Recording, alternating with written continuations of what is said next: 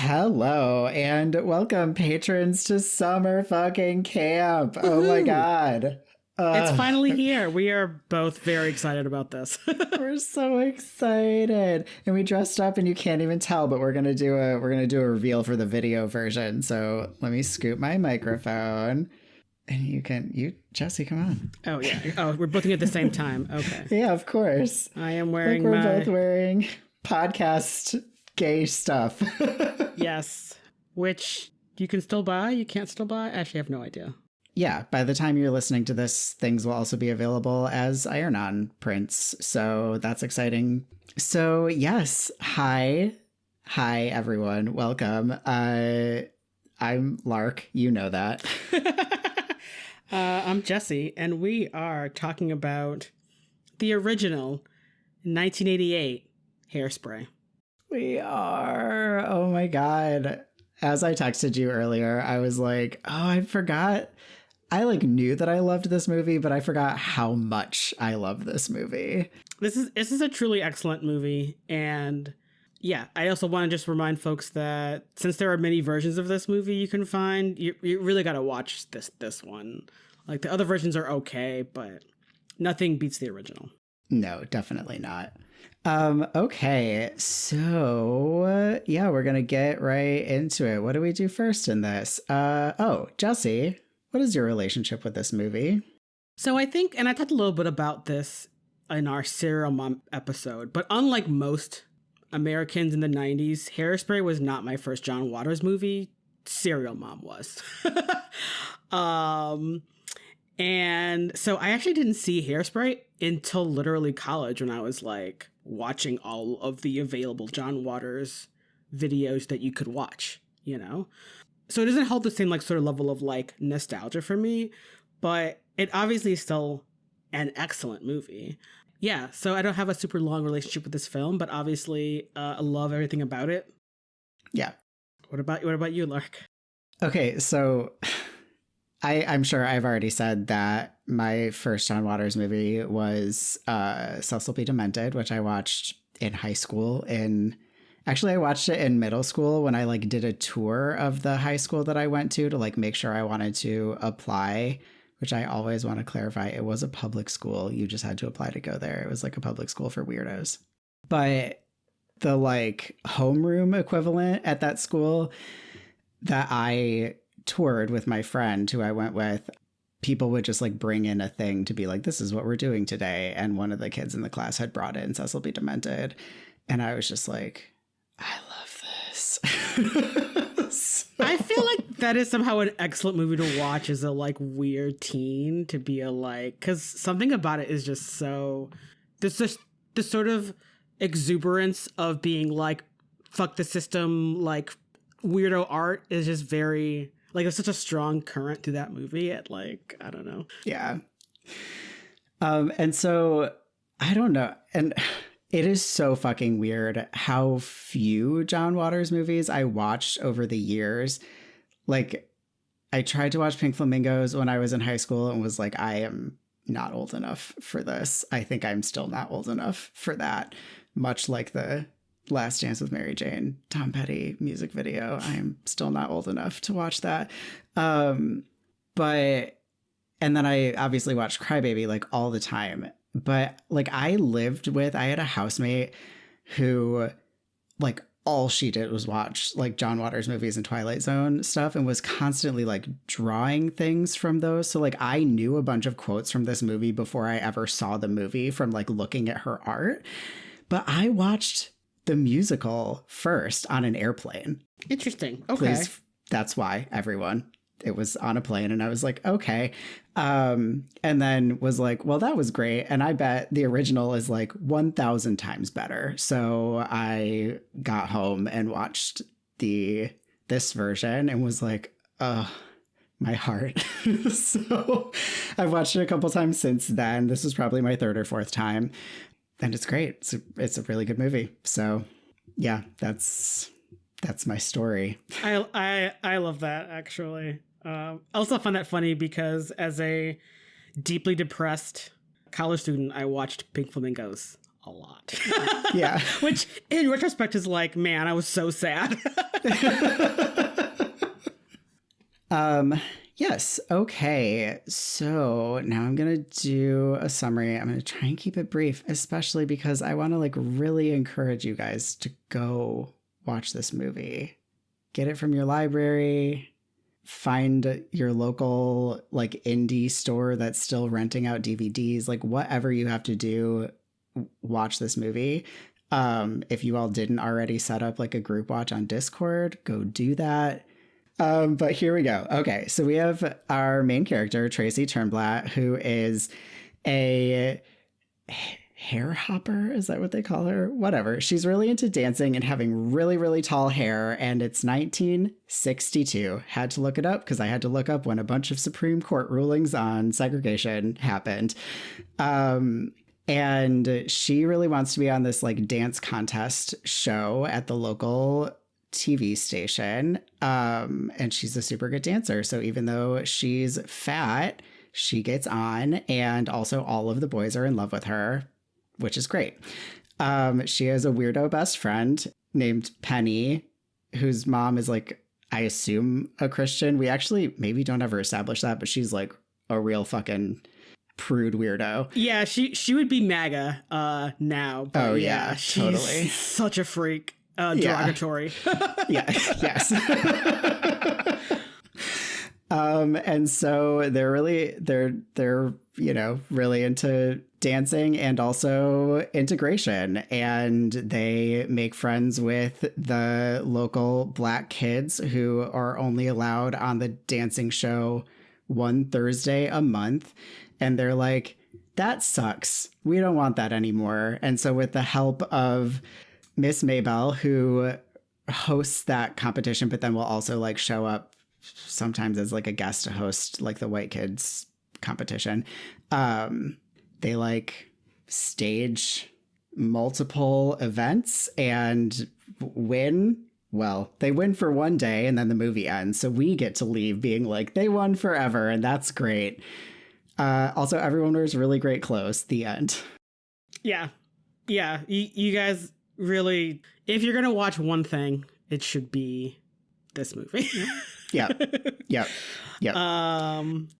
Of all the things we cover here, most of them, I'm like, if you just want to listen to us talk about it and never watch the movie, that's fine. Our summer camp stuff, my soul breaks at the idea of people being like, I'm going to opt out. Like whether what we are covering next month, which you guys already know, but I don't because it hasn't happened yet in our timeline, whether it's like Space Jam or like, I don't even remember what else is on the list, Pee-wee's Big Adventure, I will cry if you don't go watch the movie because like everything that we're offering this summer is so fucking good. And you are doing yourself such a deep disservice if you don't just hoover up all of the summer camp material. So yeah, for sure. Yeah.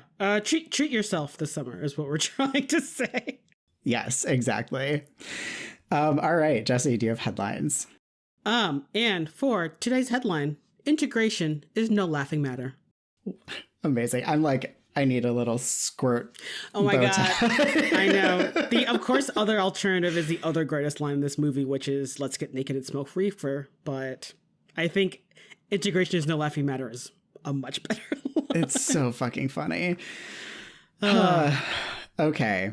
So now we're going to get started with the front page where we talk about everything that doesn't go anywhere else. Please kick us off. I just want to kick us off in the first 5 minutes about Edna Turnblatt, Tracy's mom, is like doing her ironing and she's like, whatever, until like my diet pills wear off or whatever. And I'm like, oh, uppers for housewives mentioned. I love it. I know. I don't know if I've ever told you this. My mom's grandma, I think, aunt, someone in the 60s and maybe 70s was on, the like housewife uppers that everyone was on. And whenever my mom was like staying with her, she'd be like, oh, it's time for us all to do chores. Let me go take my pills that make me go like 60. Just like, what a world. We just had like everyone addicted to fucking speed. Okay. You know, what's really funny is I do that, but I use the medication that I'm prescribed to me to be like, well, I got to clean for 3 hours and I need to be real focused. So, But that's so different. I know. That is so different. I know, but it's just really funny to imagine just the amount of like amphetamines that like I know. housewives were doing in the 60s. Anyway. My first thing in this is I think this opening number for this movie is single-handedly responsible for the hole in the ozone layer. Oh my God. I also kept thinking about, I'm like, y'all, this is why we had a hole in the ozone layer, is everyone just using as much aerosol hairspray as humanly possible constantly. I know. Also, can you imagine what it smelled like? I assume because it's John Waters that this was like real hairspray that these people were just like inhaling. Yeah. And it was like, as someone who did the like full spike mohawk quite frequently in my younger days, I'm like, oh, the smell. I mean, you probably couldn't smell it over all the cigarettes everyone was smoking in the 60s. Hopefully not simultaneously with that amount of hairspray being deployed, or they would all be dead because it's flammable as hell. That is also true. But I kind of want to piggyback on my own point, just because this is the era of like very, very long credits opening scenes, but I thought the opener of this was so interesting because it almost functions as like a character study or like a previously on Hairspray, because even though it's just music, like there's no one's talking or anything, we meet all of the characters and we see these sort of silent vignettes of all of them that tell us exactly who all of them are, which is fascinating and so smart. I don't understand why more movies weren't using the opening credits in this fashion, you know? Yeah. No, that's so true. It's almost like it is a silent exposition is happening in the first minute and a half of this movie. Probably longer than that, yeah. Also, the song is great, so that's fun too. And now that I'm thinking about it, that's how the opening credits in Crybaby are used also, because we have all of the kids getting their shots and we get to see who they are based on the way that they approach getting vaccinated for polio. Yeah, presumably. Polio. Yeah. Anyway, okay, what do you have? I like how this movie shows us weird, intense stage moms before there was a whole cultural knowledge about weird, intense stage moms.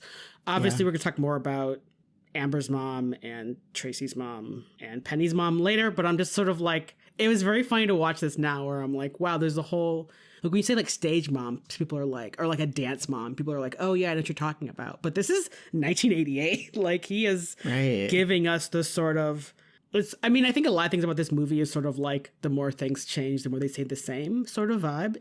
But I was just thinking about like, oh yeah, wow, there's just always been really intense, weird stage moms.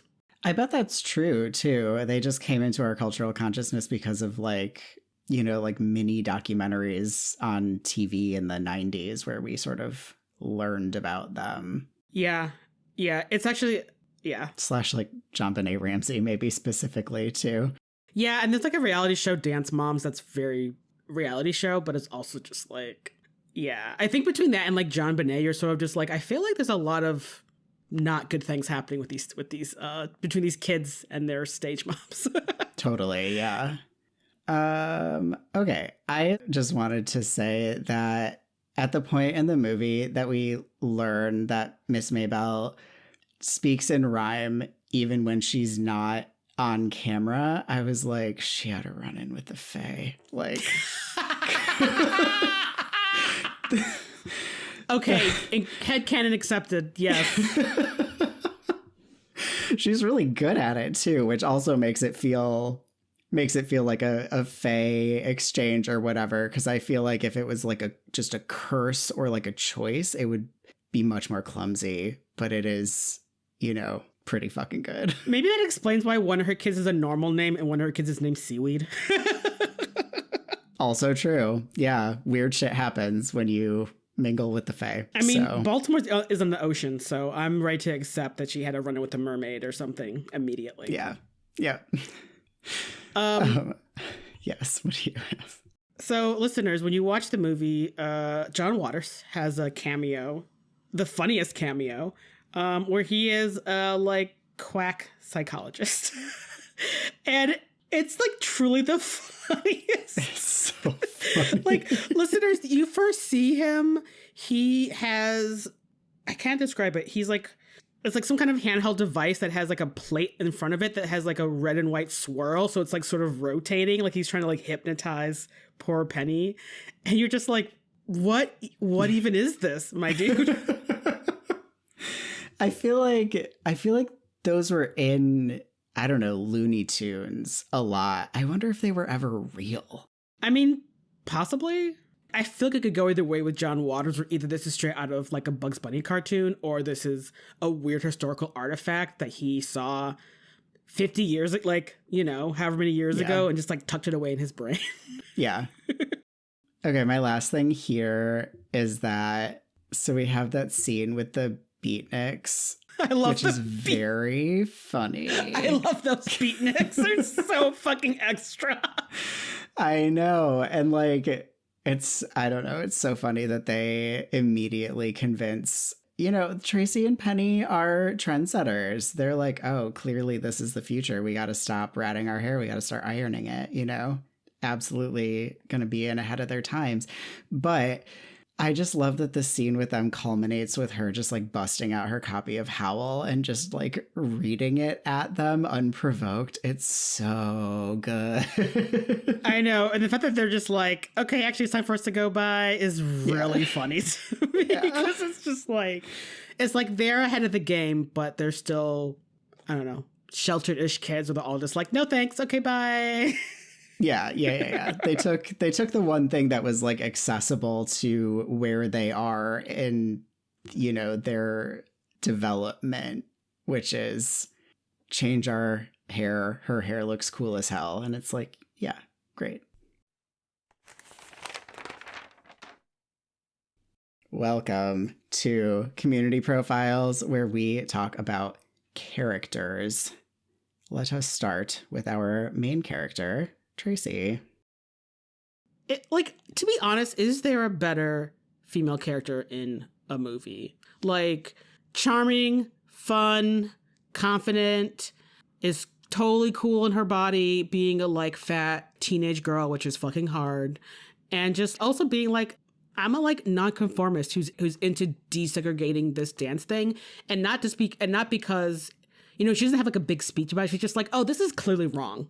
And like, why can't we all just have fun? Which is an excellent, I think, take as a teen activist to be like, this doesn't make any sense and it's terrible. We should just not do this silly thing. Yeah, I know. No, she's so great. My first major note about her is that she really reminds me of Mom Donnie. The way that she responds to the questions when she's interviewing to be on the council of the Corny Collins show. You know, have you seen TikToks where people are like making fun of the questions that he has thrown at press conferences? I have. And then like his answer to all of them is just so composed and just constantly like, it's like, that is the only answer to this absurd question that you've been handed. And so, you know, they're really trying to catch her up, you know, like these kids are at that moment, they're bullying her. And so the questions that she gets asked are like, would you do an acne cream commercial? Would you swim in an integrated swimming pool? And finally, just, aren't you too fat to be here? And the poise and just, I'm like, how did you come up with the answer to that so quickly? Because she's like, would you be in an acne cream? She's like, I'd be proud to.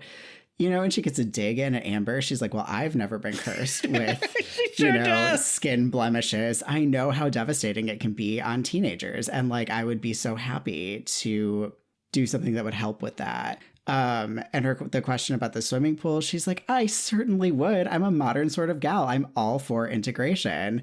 And then when she's asked, like, aren't you too fat to be here? She's like, the viewers are also fat. Like, wouldn't they love to see people like them on the screen? And everyone's just like, yeah, they like don't have any response because it's just like, oh, she answered all of your bullshit questions with such poise and like dignity. Like, make her the head of the fucking council immediately. Like, are you kidding me? make her president. Honestly, I'm like, fucking nailed it. Oh my God. Yeah. And like what I also love about Tracy is that so she's like charming and funny and like fun, but like her vibe with other people, we see her like make friends so easily in a way that as someone who has a hard time with people, like I'm like, man, I actually really admire this. And because like there's a scene where she's in the special education classroom with Seaweed, and like they don't even talk, but they just start just like he's dancing, she just kind of like picks up the dance move, and they kind of have this like instant connection, which I think also sort of diffuses her, where they're just kind of, who is this random chick in our class? But that sort of just like diffuses it, be like, oh, you're cool, you're fine, you know, without words, just with assessing the situation for like literally 3 seconds. And I'm like, I know, honestly, make her the fucking governor of Maryland. Maryland's a state. Yes. Yes. Make her the fucking governor. Like that other dude fucking sucks. She's great. Like, and it's really refreshing because like, you know, there's a lot of like teen girl characters who are sort of, there's a lot of self-doubt or like struggles with themselves, but like all of Tracy's issues are external. She's like, I love being me, as she should be.